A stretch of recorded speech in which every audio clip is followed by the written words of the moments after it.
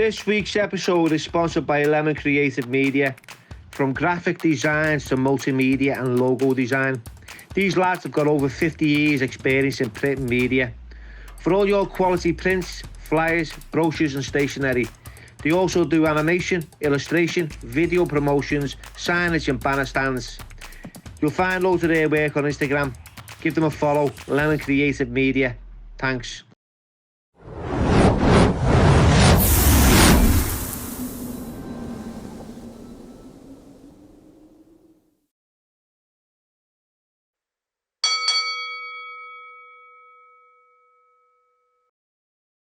Hello everybody and welcome to the Billy Moore podcast, and today's special guest is Laurie Callow. How are you, Laurie? Good. Brilliant, and thanks for coming on. So, Better late than never. better late than never. Hope your journey was comfortable, because I know what it's like on that motorway. So tell us a little bit about yourself. I know a little bit of you. What do you know of me? Well, I know that you're engaged, so to speak, to a former guest of mine, Paul Smith. Yeah. Oh, that guy. Paul. Yeah, so I know you've got yourself your own podcast, haven't you, called the Paul and Laurie What's the Story podcast. What's the story, Paul and Laurie? Oh, yeah. Someone would be ringing me at this time, but You swerved. So got a podcast. I took over the podcast, didn't I? You did. It was the Paul Smith podcast. Is that what it was at first? Yeah. Yeah, so what happened then? Basically, Paul used to do similar thing to what you do. So have guests on each week or whatever. And then lockdown January hit, and then obviously couldn't do any podcasting or anything like that. All the guests dropped out. I was one of them. Yeah, although I didn't drop out. You didn't drop out. I think it was just. I think he asked me, and it was a bit. Yeah, and do you know what? We'd always joked about me being a guest on there because anytime because he used to do it at the club, at the Hot Water Comedy Club, and a couple of times I'd gone and sat in the audience when he had guests on, and they used to go live at one point, like what we do, like live on the Insta. Yeah, and YouTube and stuff. So so I kind of used to get involved anyway. He calls me get involved there. He says I'm getting involved there, which does me head in, but I suppose I am a little bit. And I just used to get involved, and it was quite funny even when he had guests on and stuff like that. And I said, oh, you should get me on there. And then lockdown hit anyway, and then we was kind of in his house, and he was like, tell you what, should we just do like a lockdown special edition with you as a guest? And I was like, am I the last resort? He said, yeah. So I was like, go on then. So at this point, obviously, I didn't really know how I was going to be, because I've never really been one for example, going live on Instagram. Never been live on Instagram before. And I know this was a bit different, because at this point we was just going to record this first one of me and him. So you could edit it? Yeah, just in case I was shit, basically. That's what he was thinking. And so we got all the bits in his kitchen, so we set it up in his kitchen. I had my pyjamas on. Do you know what I mean? I didn't take it very seriously. I was just like... Well, you wouldn't really, would you? You're in your own house, you're in your comfort zone. Yeah. So we had a glass of wine, and I had my pyjamas on. I thought about all the things I'm going to tell to show him up. And and then we rolled, he turned the camera on, it rolled, and then I think we went on for about nearly 2 hours. And then when he turned the camera off, he was like, oh my God, that was amazing. And at that point, Hot Water Comedy Club was putting the podcast out through them. Yeah. So he didn't have his own YouTube or anything like that. You Paul never know at the time? No. Or everything runs through Hot Water. Through Hot Water. And so they put it on as like a special edition. And I think Phil Chapman edited it. And it just went mad. Overnight just was crazy. And it just all the viewings and the ratings and the comments, just I think they tripled. Paul said. Did you not expect that? To be fair, did you just think just having a laugh and then? I mean, to be honest, I knew there was going to be a big difference between what Paul's podcast is with his normal guests. Yeah. Because I feel like it was quite... I feel like Paul's guest is quite male orientated. I think he had Holly Ellison on, like, well, I think that's the only girl that he had on at one point.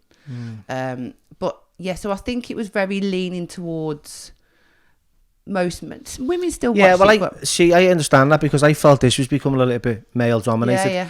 Do you know, every guest that I'd done on week after week was male. I've had the odd female guest, and it's like, okay, so, you know, let's get a bit of balance here. Yeah. So I reached out and spoke to yourself, and you But know, I think it's good. It's good to do that, because otherwise you just fall into the samey, don't you? Yeah. So, it becomes like, it just becomes. Because I said to Paul when he used before we done our podcast, I said to him, you should get more women on. Do you know what I mean? And talk about things that not necessarily you know much about, like instead of just comedians and fighters all the time. Do you know what I mean? I said, get on like some women and like get out your comfort zone a bit.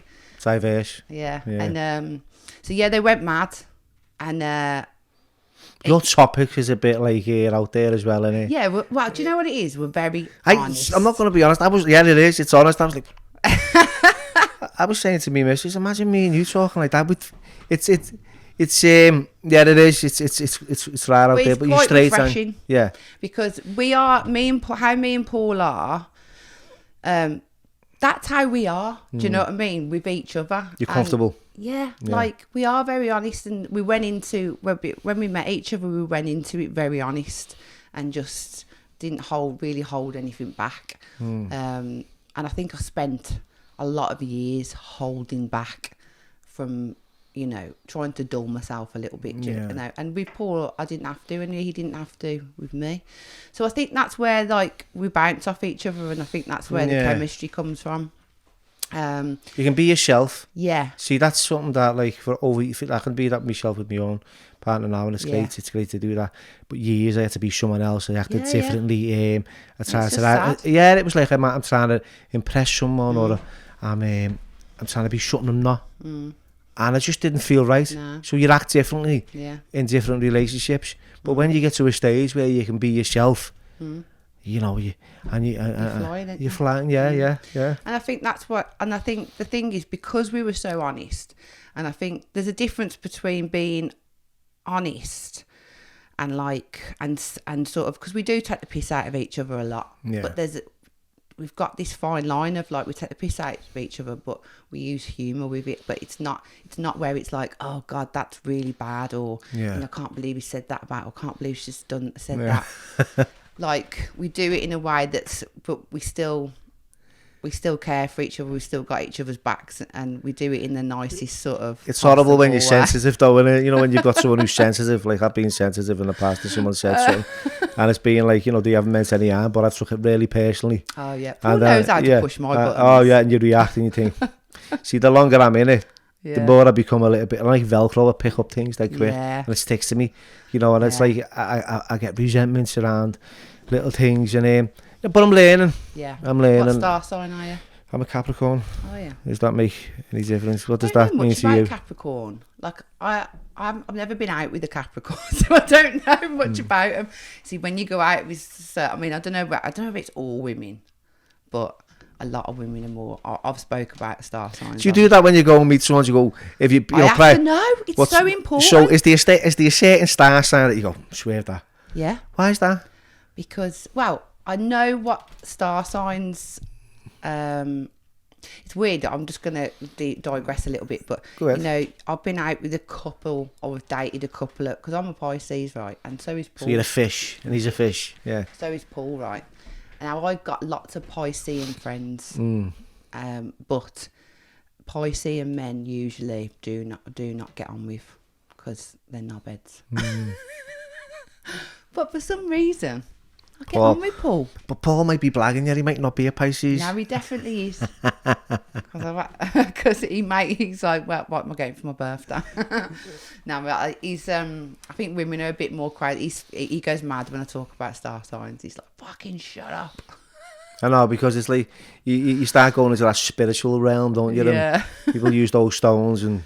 Can I just say though, one thing about Paul is that the change in him since when I first met him, he was like, didn't believe in nothing, and now like he's seen a psychic the other week, and she's a woman that lives by me, and he's like had a reading off her and that, and I was like, and before he would never have done that.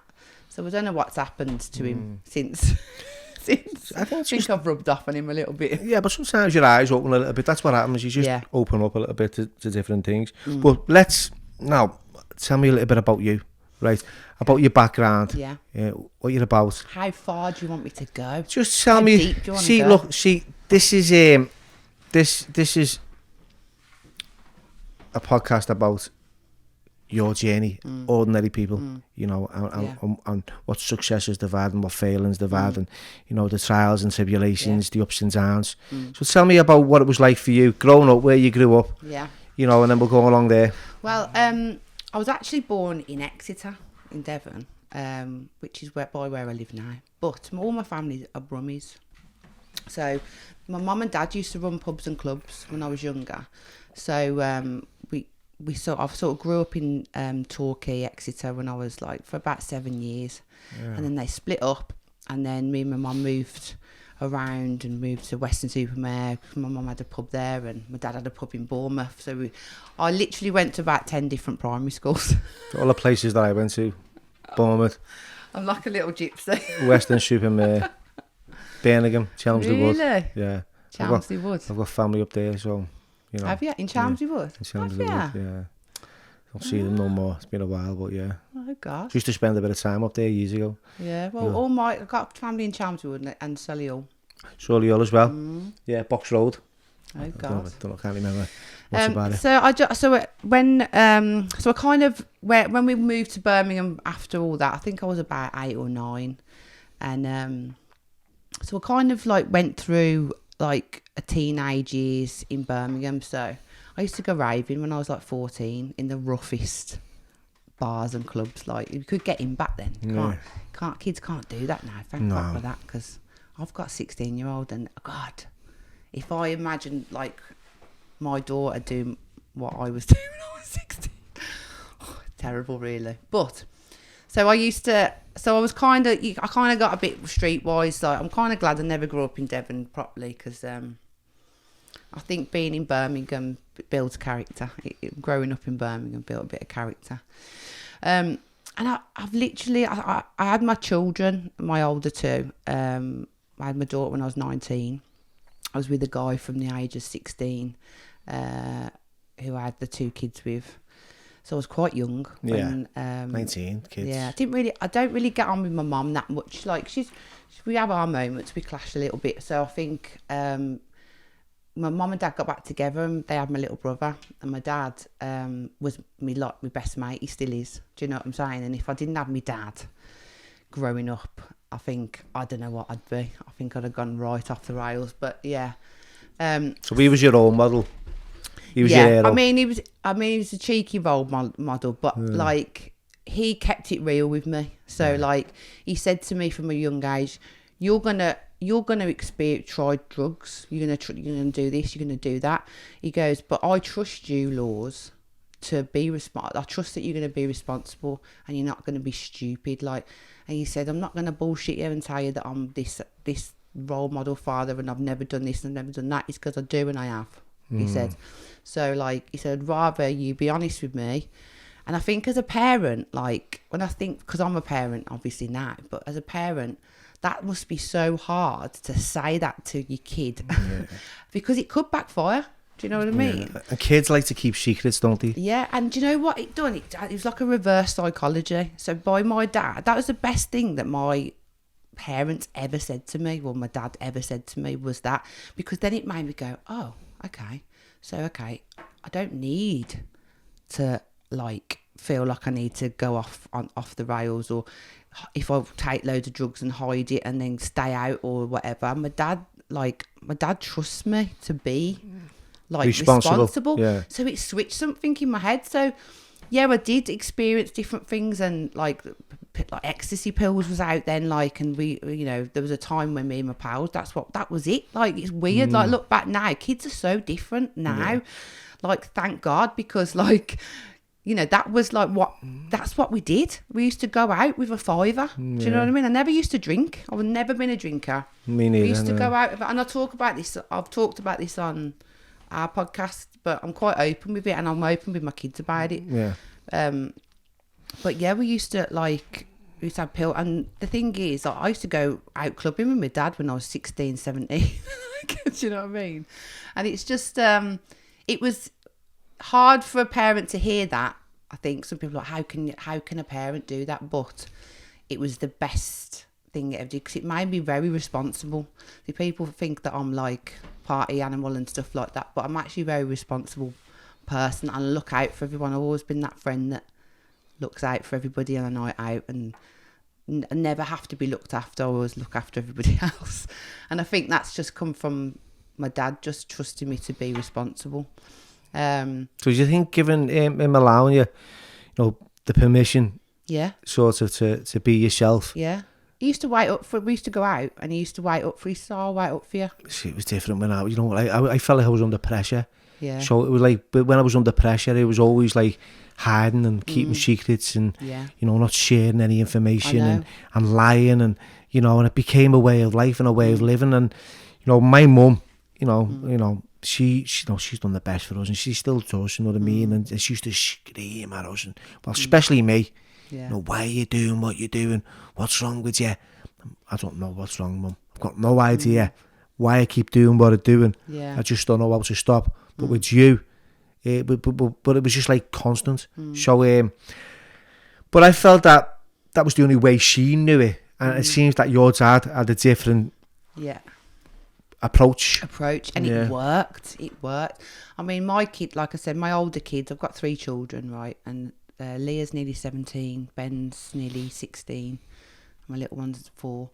But like I'm very open with them. Like, so you've got 3 kids? Yeah. Oh wow. And I'm very open with my older 2, and I try and not be their mate. Do you know what I mean? Like, but I try and not to be too strict with them. I try and talk to them as much, because I couldn't talk to my mum. Still can't. Do you know what I mean? She's a very closed woman. She doesn't show emotions. But like I said, it was lucky that I had my dad, because me and my dad would hug each other all the time, tell each other we love each other all the time. And I think it's important. There was never none of that. No. So, and that's sometimes that can be little things like that can be why. Do you know what I mean? I believe I was lacking that growing up, the intimacy and the love, and I've shared this many times. I've talked about it. I think it was a contributing factor to the way I changed out in some areas. Now I try. It's probably rats that. Hello. So I try and do the opposite. Yeah. And it kind of makes me feel good about what I'm doing. Yeah. So is that what you? Yeah, definitely. And I try and I'm quite like, I've never been like a mumsy mum. So I had my 2 older ones when I was 19 and 20. I shared a post actually just recently on Instagram. I don't know if you've seen it, but it was basically one of my friends from Birmingham sent me a picture of me when I was 22. So I had, the kids was very young.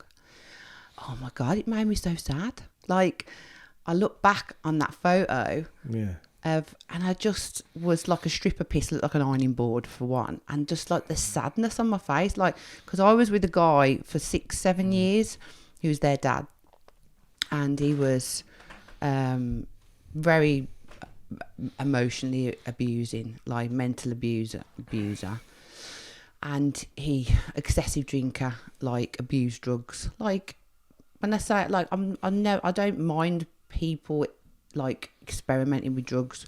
Like, I don't judge anyone, like I did to a degree. Do you know what I mean? But this was excessive, and it changed who he was. Did you feel it's kind of obviously it affected the relationship?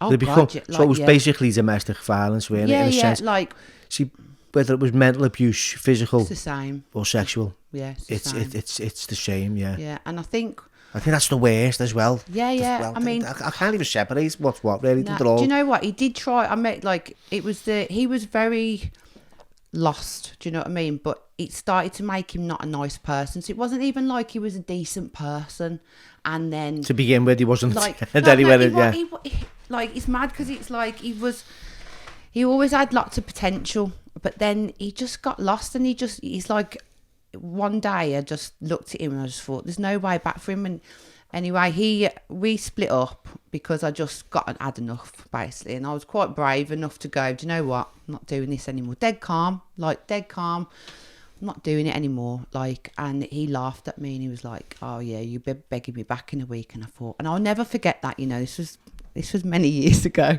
and 14 years ago, I will never forget them words that he said to me. You be begging me back? Yeah. And I was like, okay. And then all sorts. He broke the freaking came through the window in the house, and caused all sorts of bother when he realised that that was it for me. The light had gone out in terms of me and him. And I had these two little kids, and like, you know, I was only dead young, and then he just went off the radar for a bit, and I thought, this is weird, and I was dead nervous because I thought, why is he gone off the radar? His mum hadn't heard from him or anything. And I just got a call then about a month later off his brother saying, oh, Daniel's been arrested. And I was like, oh, what for? And he was like, armed robbery. And I was like, what? Like, it's just dead weird, because he's never really been in trouble with the police before. He was a knobhead, but he never... And anyway, I went to Crown, got 8 years. He got 8 years. Wow, is that a shock? Just knowing. Well, yeah, I mean, and we weren't together, so we've not been together for a couple of months, but like, yeah, we got 8 years, and like, it was like, whoa. And he just obviously we've got the two little kids, and it was crazy. And I used to still take them kids to go and see their dad. Yeah, when he was in prison. Every week, Brilliant. right? Because even though, you know, to me, I was like, you're a knobhead, do you know what I mean? Like, I thought them kids are not going to know their daddies. So I used to hate it, but I used to still take him every week. And then when he come out, his family completely, they fell out with him. This is like, 6 years in? So like, he got released 6 years. And then his family didn't speak to him, fell out of him just when he was about to get released. I had to go and pick him up, and like, then come out with just like a bag with his freaking jogging bottoms with his hot rocks still burnt into his joggers. And like, over that 6 years, Facebook had come out, smartphones, like, do you know what I mean? The whole world had changed, and like, I came out, give him a place to stay, let him spend some time with the kids and stuff, and he was a bigger knobhead coming out than he was before he went in. And like, even that, he doesn't see the kids anymore, doesn't have anything to do with them. And I just kept trying for years to try, and he's just sad. It's sad really that you gave someone that opportunity and a chance, you know, and a she where, like, you know, when it becomes volatile, a relationship, there's a process of like, there's anger, and then there's bargaining, and then there's pleading, and then there's like threats. There's a lot people go through when relationships break down. That's why they call them breakups, because not only does the relationship break up, the people within them break down. You know, and it's mad because like, when he got sent down, like, obviously all of us, now he wasn't a very good provider anyway. So from day one, I've always had to rely on myself. Do you know what I mean? Even when we was together, I always took that role of the provider. I always went out to work, and he'd go to work if he did work, and then spend all his money on drugs. And then I'd be like, where's your money? And he'd be like, oh, well, I owed so-and-so and so-and-so. And then it'd just be like, and it became normal for me to be this person that was the provider and paid all the bills. And it's mad because when I actually started dating again, so when he went into prison, right, and it was dead weird because all of a sudden I've been with this guy since I was a kid. Yeah. And then all of a sudden I'm just thrown out into this world with 2 kids, young, like... So you're a single mum with 2 kids. And then all of a sudden I've got to try and like... Because really, all my time was spent with him. So then I had to try and find a social life, and then I was getting shit from him. Even though we weren't together, he'd be like, man, what you doing, blah, blah, blah. But I had to just think, fuck it, do you know what I mean? I'm not fucking... like letting you fucking Control bring me my life, yeah, basically, yeah. So it was dead weird because like I just had nothing. Honestly, I remember a specific. I think I blocked a lot of them years out, to be honest, because it was like now when I look at myself now, it's just not the same. It's just a completely different person. It's so weird. But I said it on the post that I was saying I posted. I always think it's good to look back, like, because you have to sort of kind of, like, it's a way of helping you grow and seeing how far you've come. But I just had nothing. I remember sitting there because I had no lecky money with the kids, just sitting there with a fucking candle. Like, I mean, I laugh about it now, like, but like, at the moment, time, yeah, and like I just used to live on egg on toast every night. Was it that bad? Was your skins? That bad. And I had a job. Thing is with me, I've always been able to. I always had this thing where I can get any job. It's weird. Like I always had that sort of not blagging. The ability. Yeah. The skills. People warmed to me when they met me in an interview, so I could talk myself up to the nines. Do you know what I'm saying? Like I could blag it. I could pretend that I've done this, that, and the other when really I've got no fucking lecky money. You know, and so I had that ability to sort of wing it a little bit, and so I always worked, but I just never running a house. I had a little bit of help from benefits, but because I worked, you didn't get that as much as. But then it was dead important for me to work because it gave me a sense of purpose. So, like. I could, I've done every job under sun. Paul takes piss at me. He's like, fucking hell, you got to see CV the fucking size of a novel. But, like I just had to work, even though it was shit money that I used to get or whatever. But I've done every job under the sun. Like, yeah, but you know what? I think it stands you in good stead, to be honest. It does. And you were right. Your life, when you look back, it can be in chapters. Yeah. I can't believe the person I was, say, 20, 30 years ago. I was going to say, I feel like I should be interviewing you, like, because I watched your film. Oh my God. I didn't expect to see what, like, I just don't know what I expected, because when I met you, like, outside the Grand Central Hall with Paul and stuff, I didn't really know much about you. Paul just has mentioned you, but he never actually delved into anything. And then when I told him, I said, so I'm going to go on Billy's podcast. He was like, have you watched his film? I went, what film? And he was like, watch his film. Your dad will love that film. Yeah. So I did. I said to Dad that night, I texted him, and I was like, I said, well, watch this film. And he was on the edge of his seat. He was like, oh my God, what's he going to do?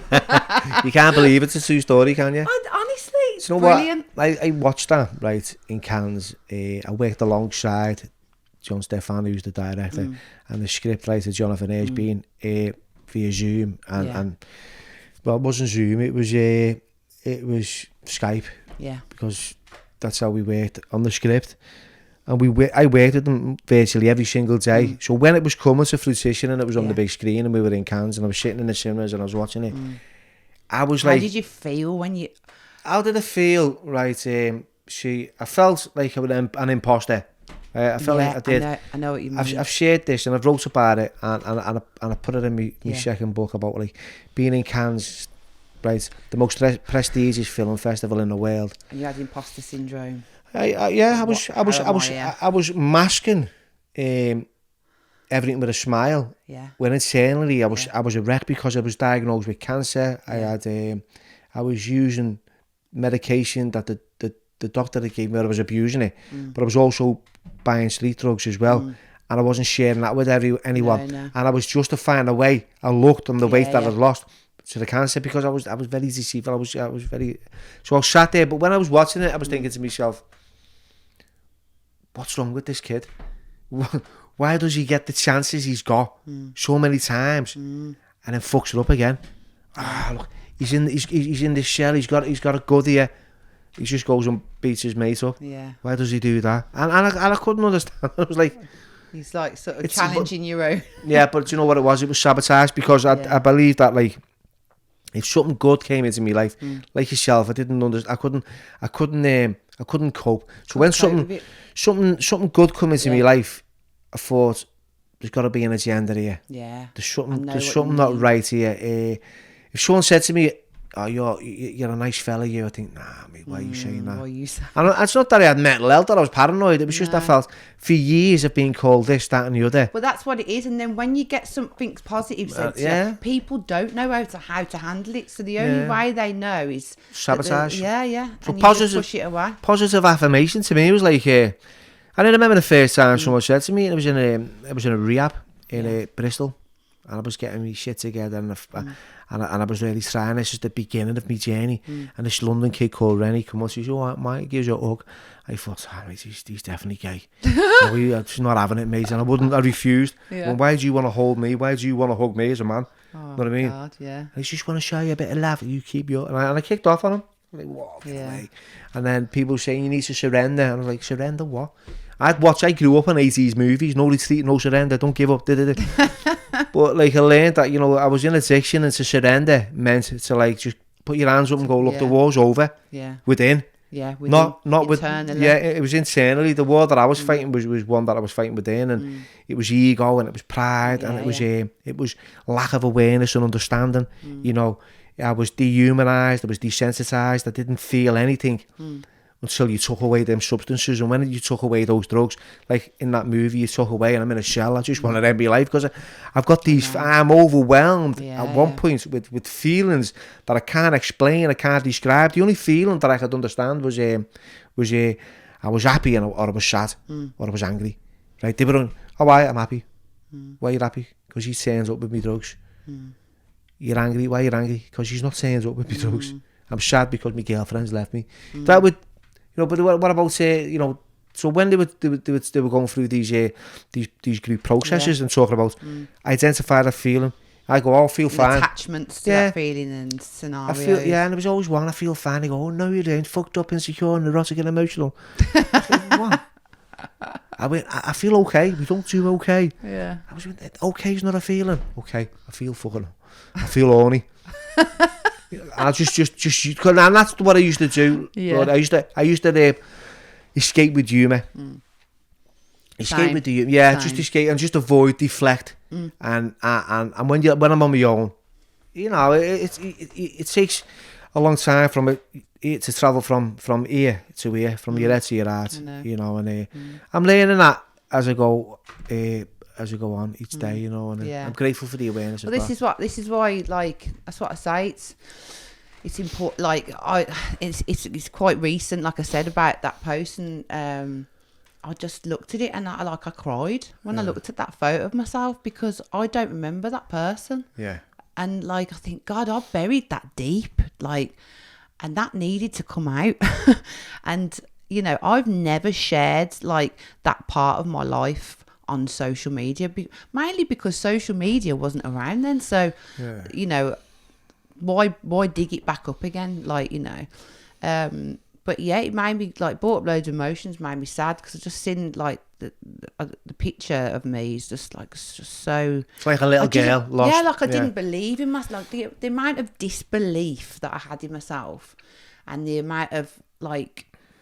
It's weird because I felt trapped, because I always knew that I had something in me, like that was, I sort of referred to it as a flame. Like I knew I had something in me that was, I don't want to say special, because like, but something about me, like that I had things that I knew I could be good at. Like that. You had something worthy to offer the world, in a sense. You know what I mean? Me as a person, like who I truly, even then when I was beaten down to the ground. But I always felt like I was more than just a single mum with 2 kids and just living in a shit area with fucking no electric, do you know what I mean? And eating egg ons. Like, and it frustrated me, because I used to think, why do I feel like I've got more, but then my life isn't? And then I kind of like just kept challenged, like always being frustrated with myself, and then that led to me being, and I kind of thought, well, maybe this is it. Do you know what I mean? Maybe this is it. And then obviously I went through, it took time, it took a lot of lessons, and I was in a couple of relationships, during that time, when their dad was in prison, and a lot of learning curves, you know what I mean, to get to where I am. But I think Birmingham, I don't miss Birmingham because I've moved to Devon now. So I've been in Devon like 6.5 years. And Birmingham, like, I don't miss it because I don't know what it is, but I feel like it had a dark shadow. Like, it kind of held me back. And I think it was just shadows from the past, what had an effect on my life moving forward. Weird. So, and it was like a very much an environment thing, I think. So when I moved, because I'd progressed from that 22-year-old to, 6.5 years ago, just before I moved, loads. But I was just still doing shit jobs, like, that I knew I was better than. Do you know what I mean? I knew that I was better. And I never really fitted in anywhere. So any job that I ever had, like I said, I'd always get the job. But then any job I ever had, I'd never, like, people make friends and stuff. I know I can make friends with anyone. Do you know what I mean? Yeah. But nothing stuck with me, and I get bored easily. Anyway, so a friend of mine killed himself, and he died. And then it was then that I decided to think, do you know what? Life is too short. My dad kept pestering me to move back to Torquay, and it was after he died that I was like, I'm just gonna go and move. Like, not to run away, but I felt ready. Well, I did. I went to Torquay on the run. Do you know what? So I went many to Torquay. scouts. Yeah, Seven Hills. It's built on Seven Hills, isn't it? Yeah. I remember going there. I was about 19, and I was on the run.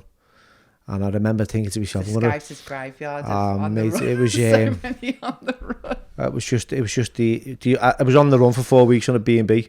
Oh, was you? Didn't know anyone. I was on drugs. So I ended up scoring off these 3 jocks, and I was ripping everyone off. Can't do that in a small town. Catches up with you. It caught up with me pretty quick, and I felt like I was going to do armed robberies in the pub down the road.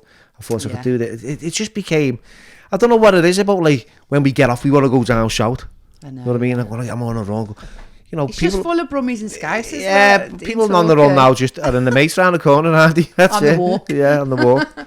But yeah, I know that it's miles away, isn't it? So I moved, and weirdly, I met a guy who lived there who was friends with my uncle, and that's who Grace and my little one's dad is. She's 4. She's 4, yeah.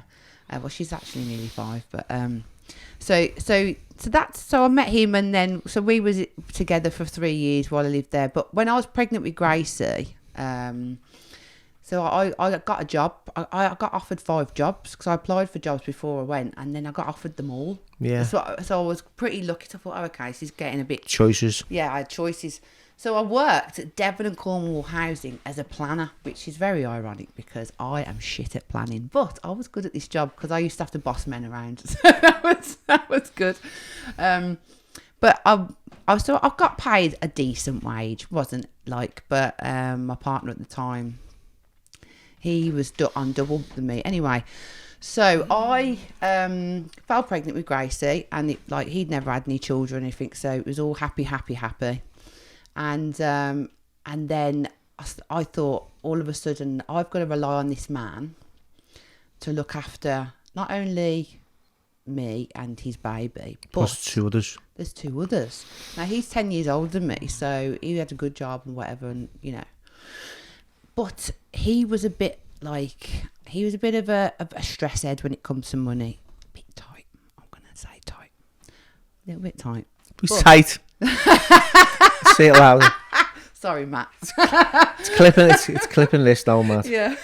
Tight ass. And so he's a bit of a stress head when it comes to money, and I seen it in him when I was pregnant, and I thought, so my survival instinct kicked in, and I thought to myself, I need to make sure that I secure. Yeah. Right. So, and actually, probably not even in a selfish way. Yeah. I was thinking, I need to take the pressure off this, off him. So I then done a course. I saved up my own money, and I'd done a course in microblading, which he was dead against, by the way. He was like, I can't believe you're going to waste that money on this course. So microblading, if nobody knows, is a form of semi-permanent tattooing for eyebrows, but it's done with a blade. So it's manual tools, very arty, and it's dipping the blade in pigment and creating and simulating hair strokes in people's skin. And then when it heals, it looks like hair and it blends in with the other hair, and it gives you nice sort of fuller looking brows. Anyway, nobody did this hardly anywhere. So it was taking a risk. Slashing people, really, aren't you? Well, I said to Paul when I first met him, I cut people for a living. and so it was taking a risk, but I don't know, I had a good feeling about it. I take very like calculated risks. I'm not like a stupid knobhead who just throws money around everywhere. So I was dead set on this, and he was like, no, I don't think you should do it. And I was like, well, I'm gonna. So I did. Anyway, he was like, well, you're not going to do anything with it. It's not going to go anywhere. And I was like, okay. And it did. It smashed it. Like, it went crazy. So all of a sudden, I've gone from like earning 20 grand a year, like, which was actually pretty good. Like for me, because like in Birmingham, I got better money there, wages there than I did in Birmingham. But so I went from earning that to earning 4 times as much as he was, like from even when I was pregnant. So it just went crazy, and I had no shop at that time. I was just doing it from my kitchen, and I had people coming in and out the house, women paying me money for me to cut them, like day in, day out till 11 o'clock at night. And I was just absolutely caked. Overwhelmed, babe. Absolutely caked in cash. Like, to the point where I had imposter syndrome, to the point where like, I thought, I didn't know how to deal with it. So what I did was, I felt guilty. I don't deserve this, yeah. I felt guilty for taking the money. Taking the money, but guilty for earning more money than him. And like at first, he was loving it. He was loving life. Do you know what I mean? Because he didn't pay for nothing. Matt. And because I felt guilty, because I felt like, am I demasculating him? Do you know what I mean? Like, but so I used to just pay for everything, because I was like, you know, and I just didn't know what to do with this amount of money. Like, I was earning 3 grand a week. So was you managing your cash flow? Or was you just spending it at the time? Well, I wasn't spending it. I was just. It's weird, because I look back now and I think, wow, at that time I probably wasted a lot, but not really wasted. Just kind of, I didn't manage it correctly, because I've never had that much money to have to manage. So it's a lot of money each week, isn't it? But nobody expected it, so we couldn't even plan for that. So I couldn't even plan for it. So it just come from nowhere, and I thought, well, okay, this is probably going to end soon. So that's what I kept thinking. I thought, this isn't going to... Yeah, the good things... I'm going to just enjoy it while I can. And I started to notice that, like, he started to become quite resentful, and that really upset me, because... And then that made me just give him it more. Yeah. And so I'd earn it. To alleviate your feelings of, like, guilt. And then he said, I don't want you in the house anymore doing it, because it's just, you know, it's taking over family life and all that. I thought, fair do. So I looked for a shop. So I got a shop on the off chance. It was just fate. So I took on this shop, a massive shop in Torquay, the top of Torquay town centre. And I went in, all I had was a bed, like a beauty bed, and a desk. And I just went in, there was just me in the middle of this shop with just this bed with no signage or nothing, like, and I thought, and that's how I started. And I thought it was just going to be me needing space to just have my clients earn all this money. And then over time, it just grew up. I never got any sort of like bank loans, business loans, like, because I was earning good money and I just built it up around me. Then I had people working there. And then I've just got a massive reputation. Like, you know, I've had people travel to me from Switzerland.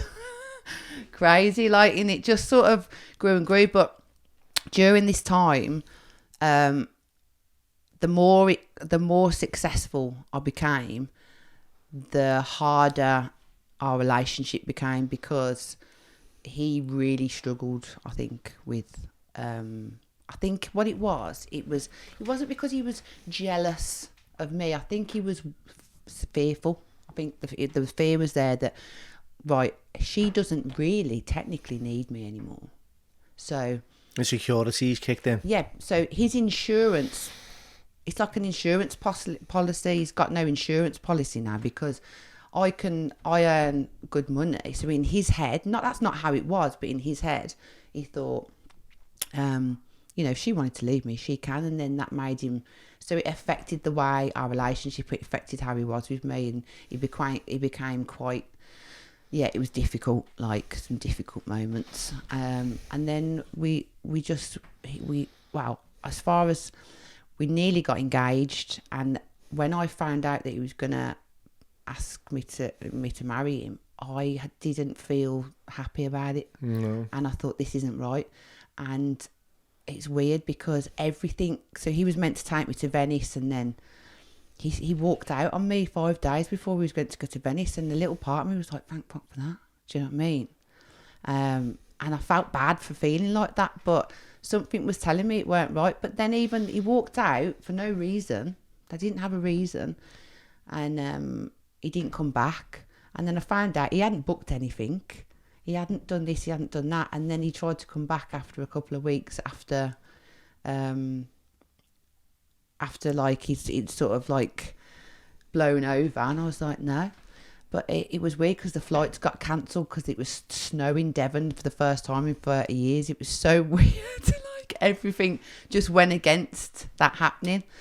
So I think a bit of fate played in there. So yeah, it's mad because my success at that time became like a negative thing. And it was kind of like probably the reason why. But it's powerful though, isn't it? From like your story, from like living on egg and toast. I know. Right. With candles burning. To building up a successful business. Yeah. And like you said, looking back. So where you're at. But that hasn't just happened because it's landed in your lap, has it? You've had to work for it. And this is like really good for people out there who feel that they're stuck in those ways because they're not. They're not. You said it. I believed. No matter, I'm in the gutter. Yeah.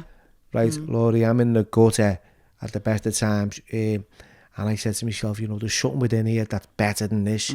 There's got to be, and I'm going to fight for it. Yeah. And I did, and I go through town and I go through cities and I see people sitting there begging, and I think, what, I'm just grateful for what I've got. And that you've got. And it's not, it's not much at all. It's but it's doesn't matter though.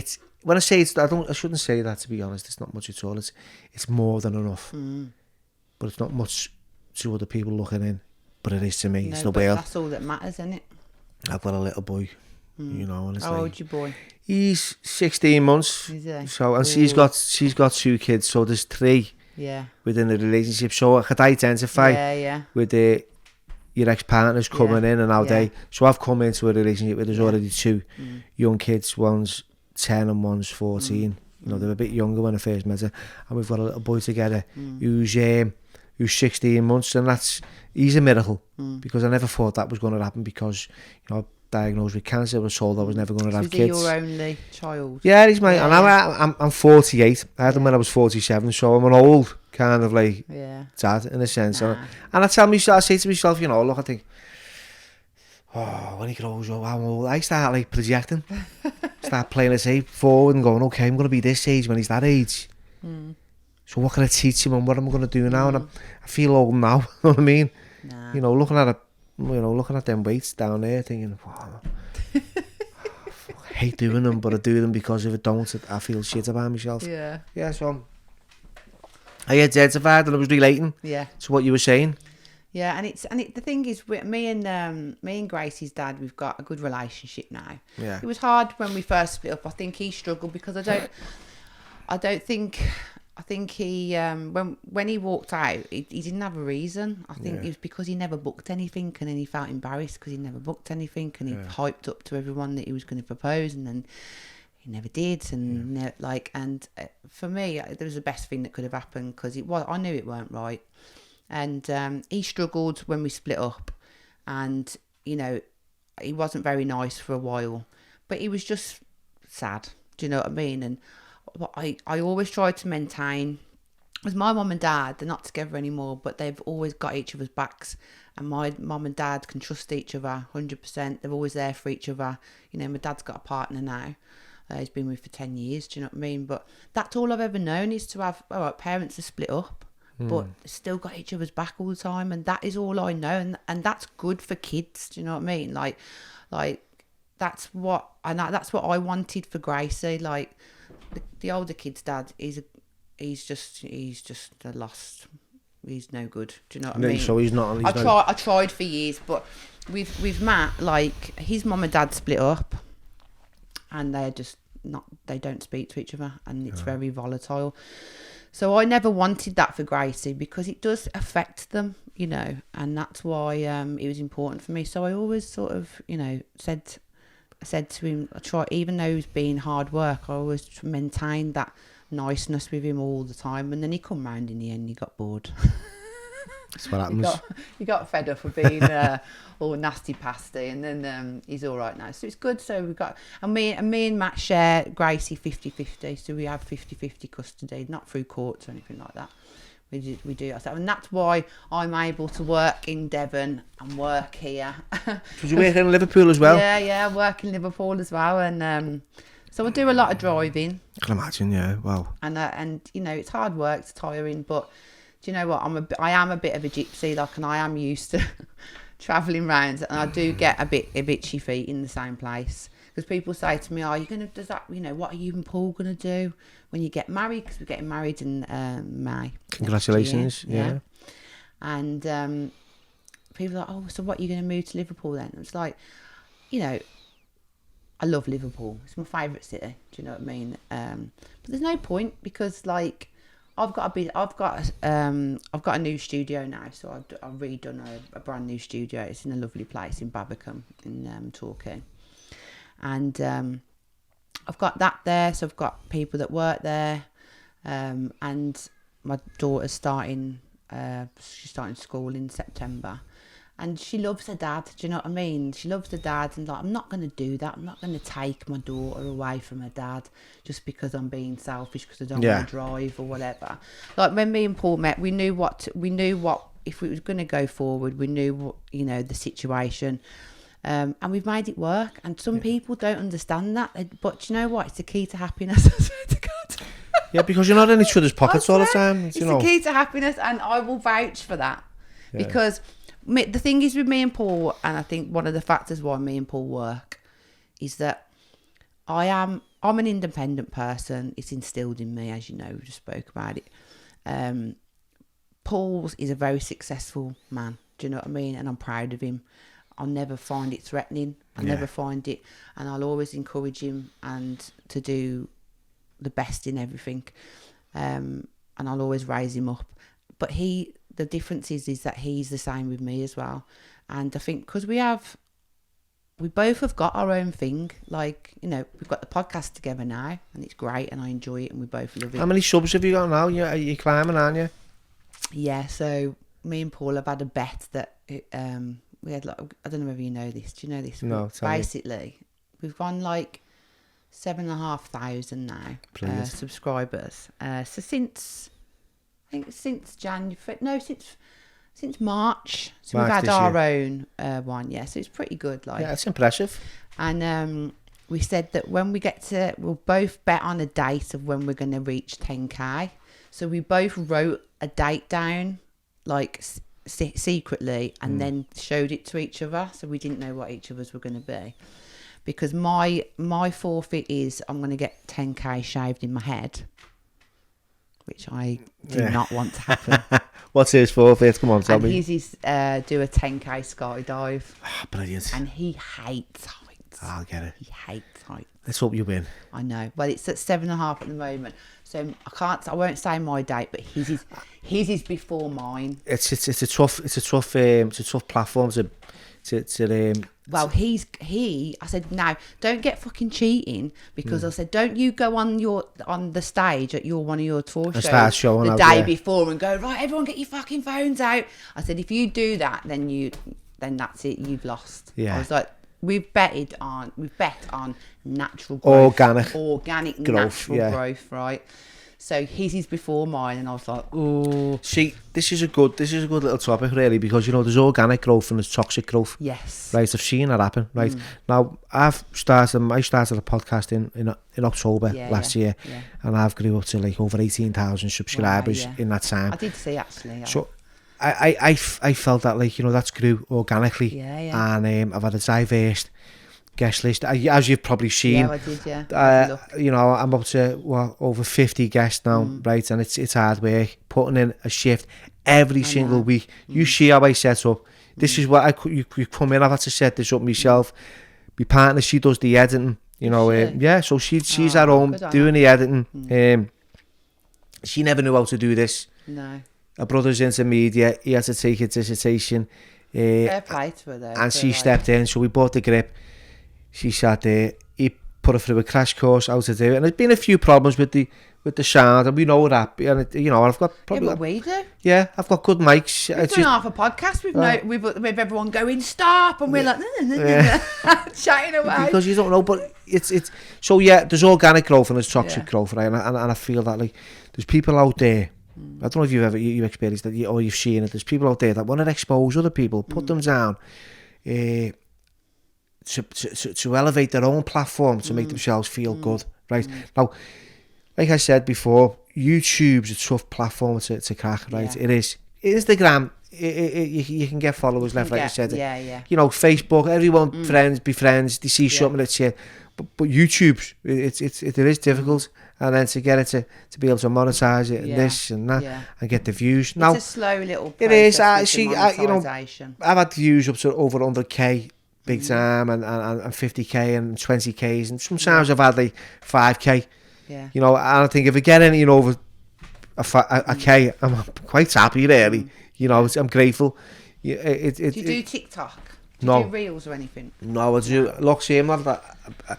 See, I don't even do like that Patreon stuff. Where people pay. We were thinking about that in the future, but we're trying to figure it out. Well, I spoke to someone about it today because I thought, you know what, I've got a good friend, and you met him before, Darren. Now, Darren Smith is like, we together getting guests on, right? We smash it. You know, the old school Scousers, they love it. You know, let's get it. It's because it's real, it's authentic. There's transparency.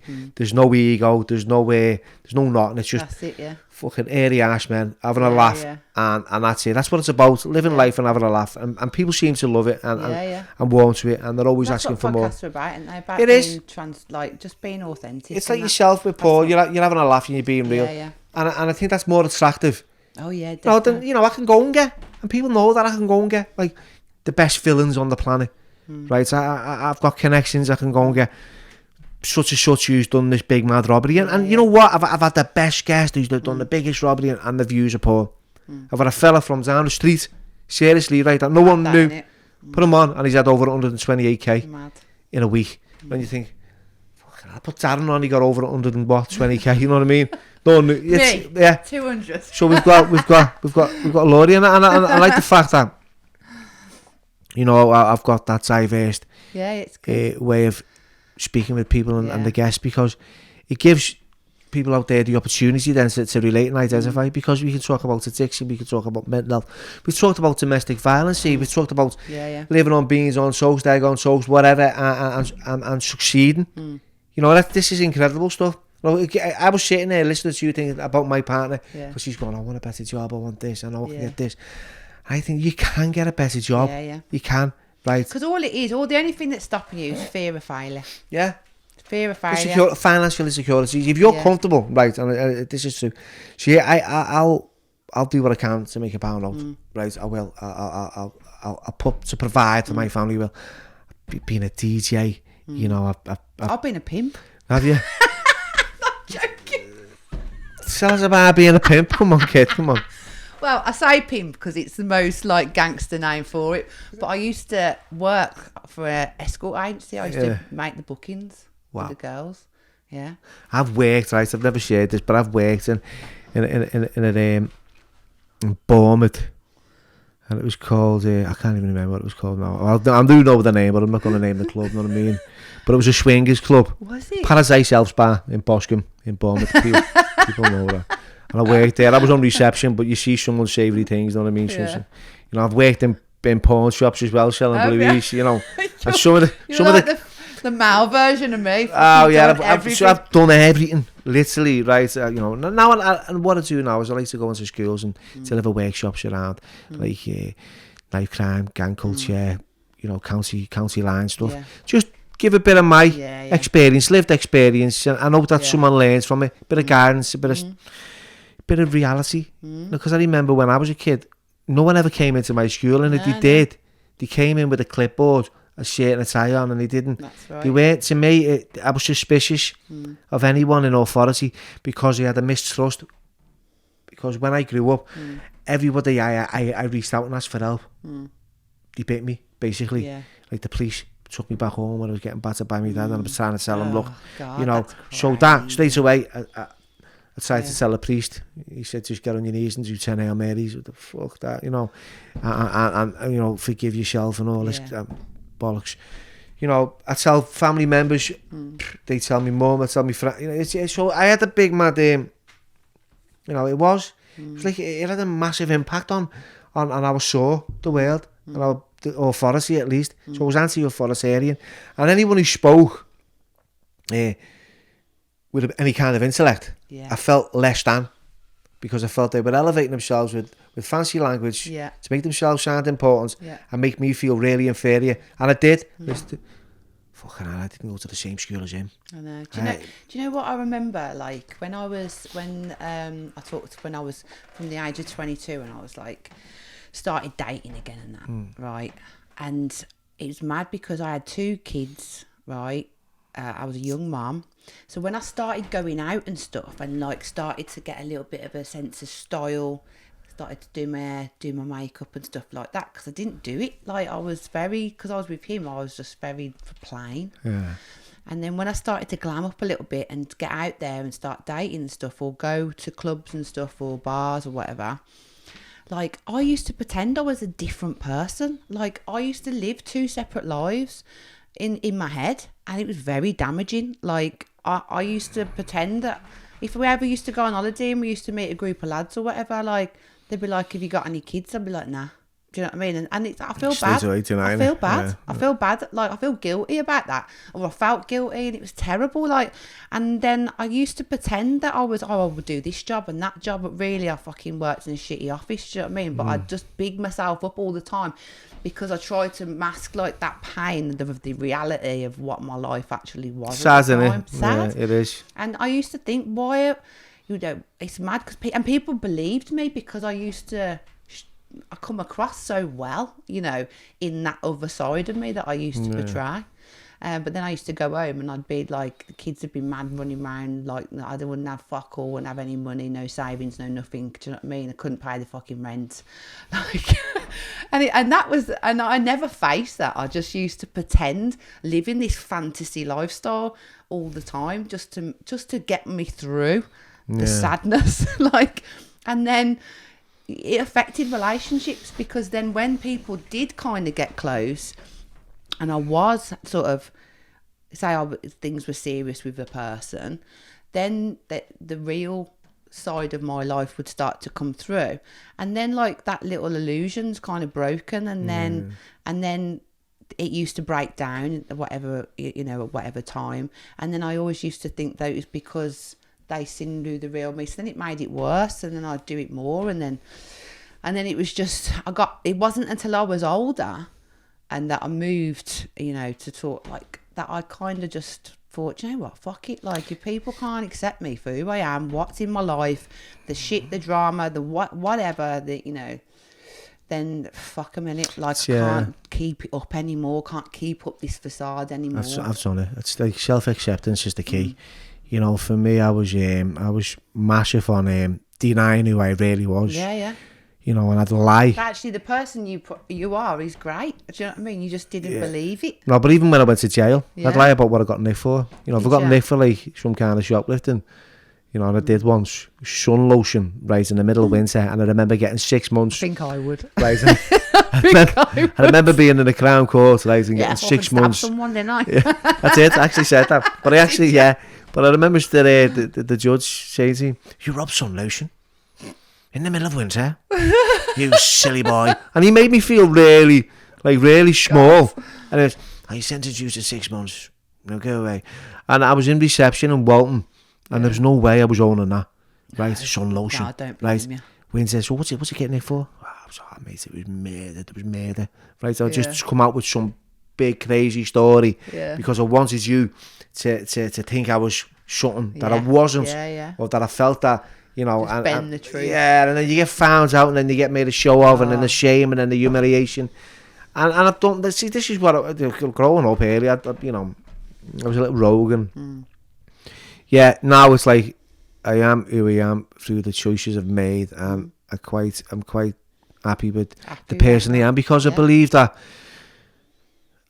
within me, you know, there was someone screaming to be good out there, but I was just being driven by something that was bad, and that was addiction for me. Yeah, and you know what it is? It's like what the need to be accepted as well.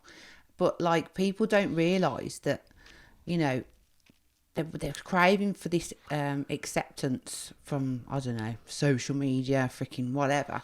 But actually, like 9 times out of 10, people, they'd be surprised that people are more accepted for just being authentic and being who they are and being unapologetically them and honest.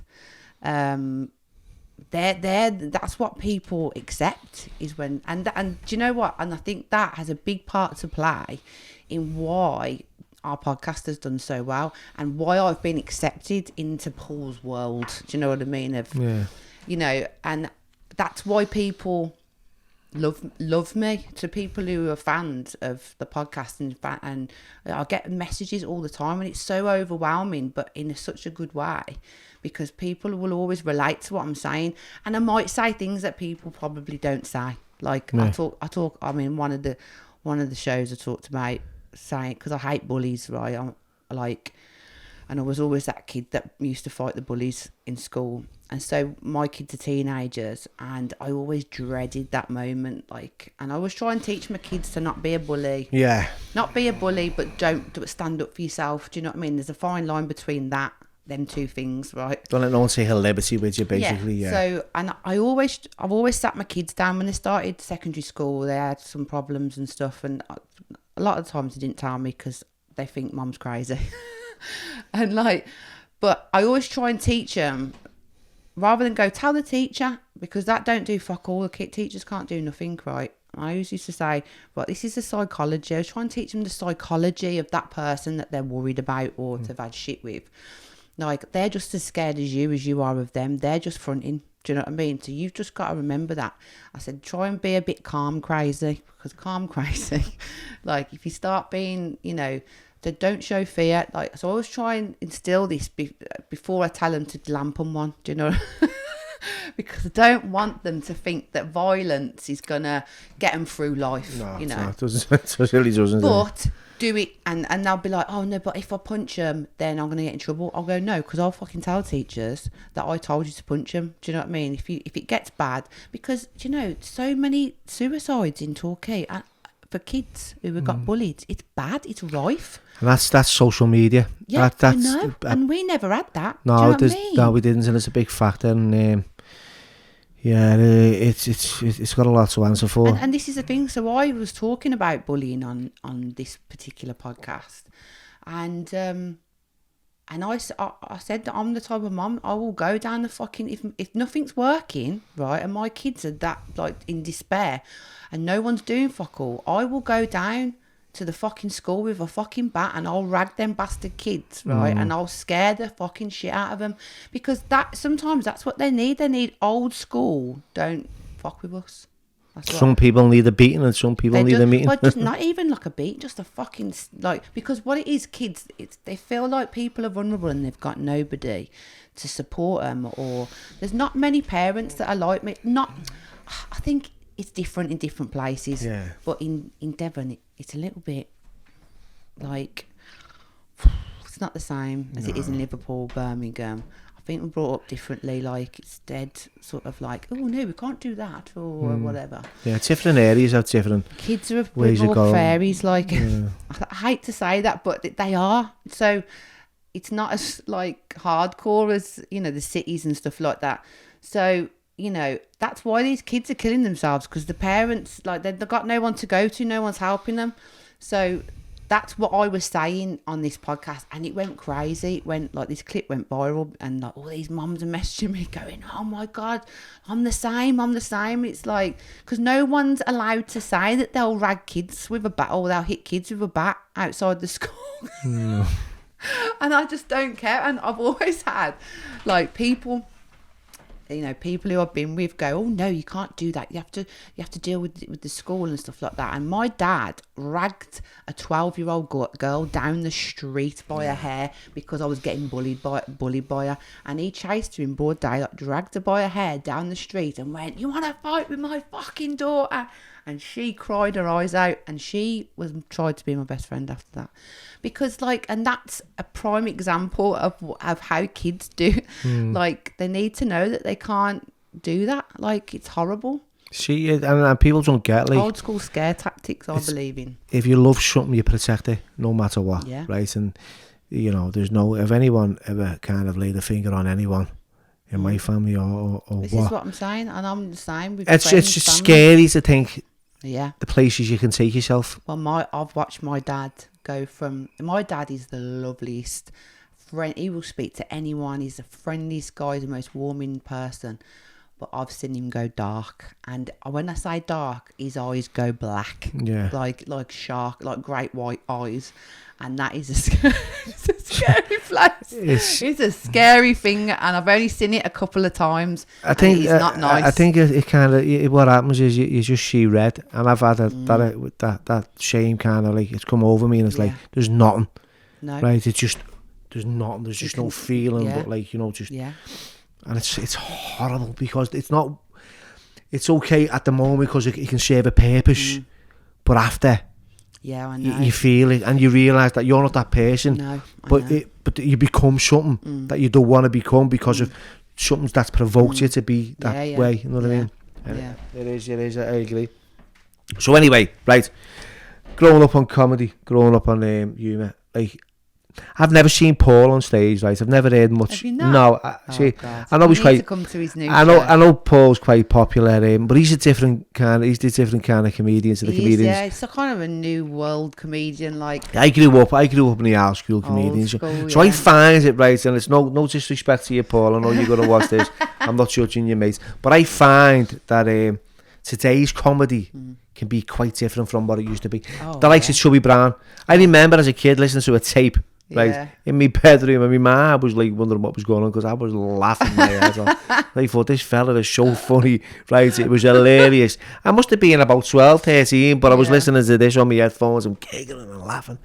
You know, and I listened to comedians today, and I've had a good few comedians on, like Frankie Allen's old school. Yeah, But, he is. Yeah, like Frankie Allen is like, because he's in that era. Yeah, it's a different way. Now it's like. I think Paul's more into ripping people, isn't he? Yeah, well, what it is, right, is this is what people get confused, because what Paul's known for, right, is when you see his him ginger hair. Well, yeah, and when he rips into the crowd, and his incredible muscles. Row, yeah, well, not back then. And his boxing skills. But, like, Paul's known for his videos of, like, taking the piss out of the front row. Yeah. Right? But some people don't realise is that is Paul. That's not his material or his style of comedy. That's him being the main compere in the Hot Water Comedy Club. So Paul is actually the in-between host, between the acts that are booked, right? And that's him ad-libbing and taking the piss. But because everything gets filmed on Hot Water, they started putting Paul ripping so it became his material. So it became like what he was known for, and that's when, off the back of all those videos of him being the main host, that's when he was able to start booking selling out arenas and stuff like that. But, like, obviously at an arena or at a tour gig, it's very different to Hot Water. So he will do crowd work with the front row, but he's got material. So then it goes back to the old style of comedy where he travels with the material with the same material. Like, he'll probably do like a year's tour and he'll have the same material. And then change it up. And change. Yeah. It'll change it up depending on who's in the front This row. is, yeah. It's the same story. So he's a storyteller. Yeah. And so half of this tour is about me. Brilliant. Is it? Really. Oh, that's good. It's very rude. So I'll have to come along. You have to. You Yeah. got to. You got I'll bring the missus. Yeah, you've got to. I can't think of what dates. We're going to one next week, so I'm looking forward to that. Oh, are you? In hot water comedy. Oh, are you? Was Troy. Paul there? Troy Hawk. Oh, Troy Hawk's brilliant. We had Troy on the other week. He's great. His name's Milo. His Milo, name. yeah. Yeah, he's so lovely. Oh, you had him as a guest? Yeah. Oh, he's brilliant. isn't he? Troy's been on. I've done DMT with Troy. Yeah, he Milo. talks about microdosing, but yeah, he's a lovely character, lovely fella. He's been on. Nice guy. He's been on with me and Darren. So. Oh, there he is, Paul. Why is that ringing? Sorry about that. It's okay. Paul, but stop interrupting. But we're coming anyway. We're coming to the end of the podcast. Yeah. Right, it's been really, really great to have you on. No, what I say at the end of every episode is any pearls of wisdom. So if there's any pearls of wisdom, what would you say to a young Laurie coming through the doors of life? Just like what I've already said, really. Like, you know, it doesn't matter how fucking shit your life or your situation is. Doesn't matter how many fucking kids you got. Doesn't matter how many abusive or shit relationships you got, or what shit job you're in, or if you've got no job. Like, there is always like a way out of it, or that there's always everyone can turn their life around. Do you know what I mean?